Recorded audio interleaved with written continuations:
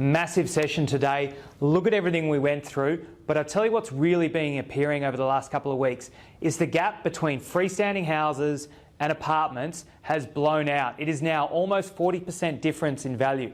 So tell you what, that's something, if you're not already looking at that and thinking about how it may affect you, I think you should. If you want to know more about it, watch the full video. What have I seen happening around the countryside in the last week? Well, a lot's been going on, but these are really what I want you to do and just think about as thought starters. You might have your own questions already, which is fine, but this will give you a bit of a thought process. Okay, CoreLogic has always put out the house price stats for the month. We've seen stellar results there and a really interesting trend appearing, and we want to talk about that in a little bit more detail. Affordability problem needs supply side fix. What the hell does that mean? Well, ask your questions and we'll run through those thoughts.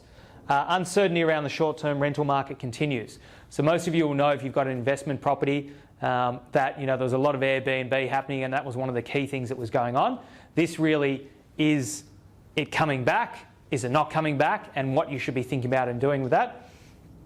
Investor loan growth boosts case for lending curbs. We've been talking a lot about the banks and APRA. What should they do? What shouldn't they do? And how that may affect you or it may not affect you. And then lastly, home buyers gain as sellers rush to beat market peaks.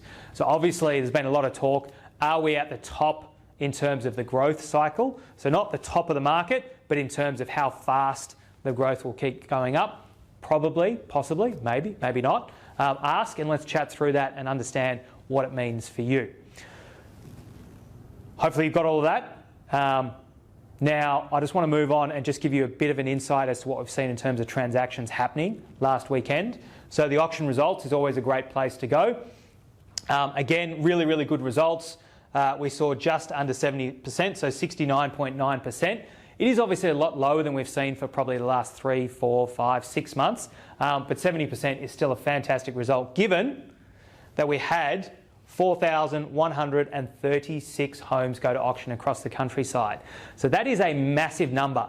Now, if you joined us last week, you would have known I've said that that was the biggest week on record ever. This is the second biggest week on record ever. So this is a huge, huge number of transactions that have gone through. You can obviously see Sydney had just under 1,500 auctions and Melbourne just under 1,900. So a hell of a lot of transactions going on, massive, massive weekends, and we still saw really good clearance results. So 67.3 at Sydney and 69.4 at Melbourne. Now, percentages are great because it gives you something to benchmark. But as I said, for those of you that are thinking, oh, those numbers are down, the market's done, it's not happening anymore, just remember this. Here is how many actually were sold. So in Melbourne, 1,081 homes were sold last weekend at auction.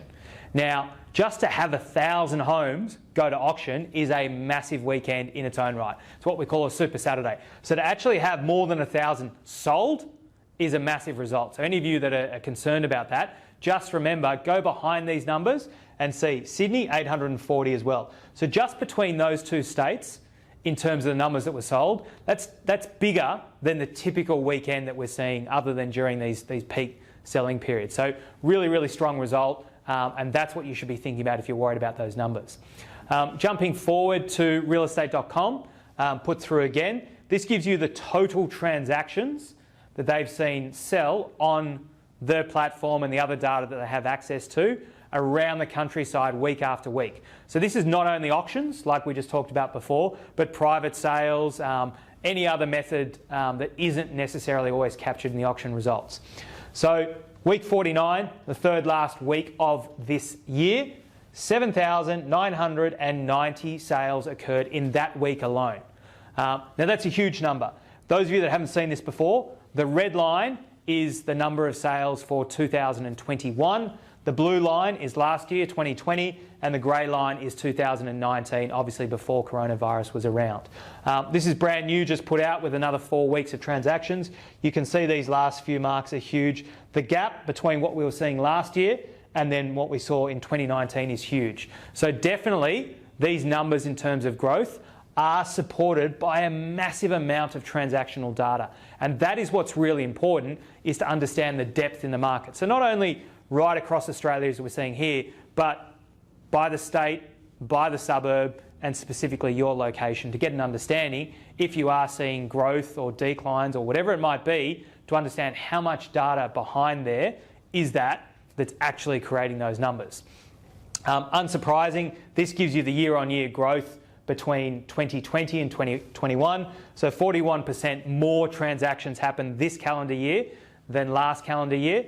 And as you would expect, the outstanding performer is Victoria, with 57% more transactions occurring than last year. The rest of the states also had a big number up, which is why, of course, we've seen that gap consistently throughout the year stay stronger.